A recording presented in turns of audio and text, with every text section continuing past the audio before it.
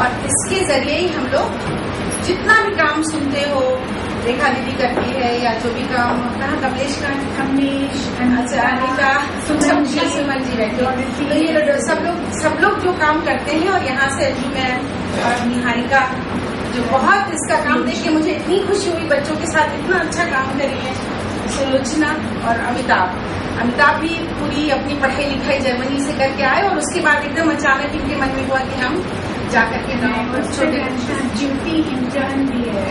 Okay so good. So anyway इसका मतलब है कि हम लोग पूरी टीम है, लेकिन हम तुमको 2 किस्से खाली यहाँ सुनाना चाहते हैं जो आज के स्वागत भाषण में। अब एक किस्सा तो ये है कि जब हम लोग सबसे पहली बार 1987 का समय था और हम लोग यूनिवर्सिटी से निकले थे, कितने साल हो गए? बहुत साल हो गए ना। तो पुरानी बातें नहीं करनी थी, अपने आप को आदमी बूढ़ा समझने लगता है।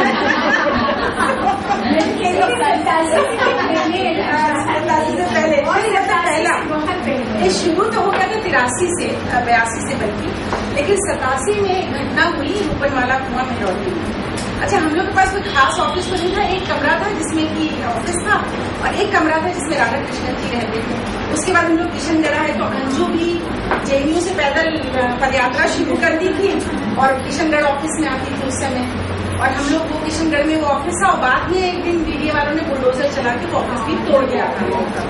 तो अब ये सारी तो रूपनवाला कुआं में एक औरत को, बहू को, बहू मतलब कोई ऐसी जवान बहू नहीं थी, वो करीब 40-40 साल की महिला थी। उनको उसको इतना मारा था और वो पूरा मतलब बहुत ही बुरी तरह से घायल करके और कहा कि तुम अब जाओ यहाँ से।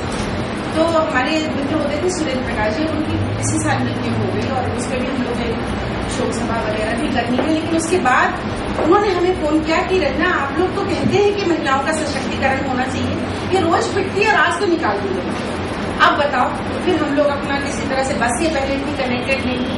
तुमको आश्चर्य होगा कि यही बसंत कुछ पहले जंगल था उस समय और हम लोग पैदल जाते थे, डर लगता था कि जेएनयू में कहीं जंगल में से कोई निकल के आके कुछ कर देगा हम लोग के साथ। खैर हम लोग वहां जाते थे रोज और उसके घर गए, विश्वास नहीं करोगे, उसको बहुत समझाया परिवार वालों को, उनका नहीं, अंदर तो हम नहीं ले सकते हैं, अब ये तो अब हमारे घर से ये चली जाएगी, ये हमारे घर के लिए बेइज्जती है। उस समय ये बेइज्जती शब्द हम लोगों ने सुना, ये बेइज्जती है। अब हम लोगों ने उसको समझाया, किया हो गया, बहुत कुछ किया।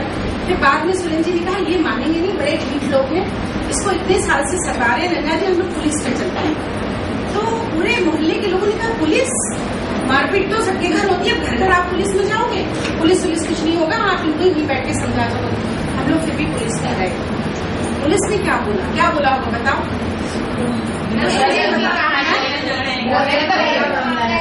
घर का मामला है और बोला जी खाना नहीं अच्छे से बनाती है, बच्चों को तैयार नहीं कराती है टाइम से। 40 साल की औरत है, बड़े बड़े लड़के लड़कियां हो गए हैं और उसको बोल रहे हैं जी खाना नहीं बनाती है। तो फिर पिट गई। तो साहब घर घर होता, आप ये सब लाने लगोगे हमारे पास, तो फिर तब हम लोग की तो बहुत मुसीबत होने लगी। उसके बाद बात बढ़ती गई अंत में उस औरत ने कहा नहीं साहब, हमारे पति को जेल मत दो भाई, कोई कानून भी नहीं था और हम जेल भेज भी नहीं सकते थे, लेकिन उसने हमने कहा पकड़ के एक दिन इसको पीट दो, खाने एक दिन पीटोगे तो उसको समझ में आएगा कि जब लगती है तो क्या होता है, हमारी कैसे हमारे शरीर कैसे दुखता है, हमारा मन और आत्मा कैसे दुखती है ना। जो शरीर नहीं दुखता, शरीर तो चलो फटेगा टूटेगा फिर भी ठीक, जो मन और आत्मा पे हमारी चोट लग रही है वो कैसी लगती है। खैर उसके बाद सब सारा हुआ और हम लोगों ने वहां पर, उसके बाद फिर हम लोग घर घर जाने लगे और हम लोगों ने रोज सुबह निकलते थे, झोला वोला उठा के हम लोग 2 लोग 4 लोग, जो लोग भी उस समय हमारे साथ मेहरौली में वो भी होती थी रेखा, जो क्या नाम जनक दुलारी जी होती थी, उनकी भी बहुत सारे तमाम लोग, प्रेमा दीदी होती थी, भाभी होती थी, सुरेश जी की भाभी। तो हम लोग सब गाँव घूमते थे, जगह जगह घर घर जाते थे और हम लोग कहते थे कि भाई ये गलत है, औरत पे अत्याचार है। तो घर वाले भी कहते थे कि कोई अत्याचार नहीं है जी, ये तो तरीका है हमारा, हम नहीं मानेंगे। तो सिखाएंगे कैसे? बहू आएगी तो उसको सिखाना भी तो पड़ जाए, जैसे बच्चों को लोग पीटते सोचते सिखाने के लिए पीटना जरूरी है। तो ये एक हिंसा का माहौल पूरे समाज में, आज और तब की बात में ये फर्क आ गया कि एक कानून भी बन गया। अब आप अगर हाथ उठाएंगे तो वो अपराध है।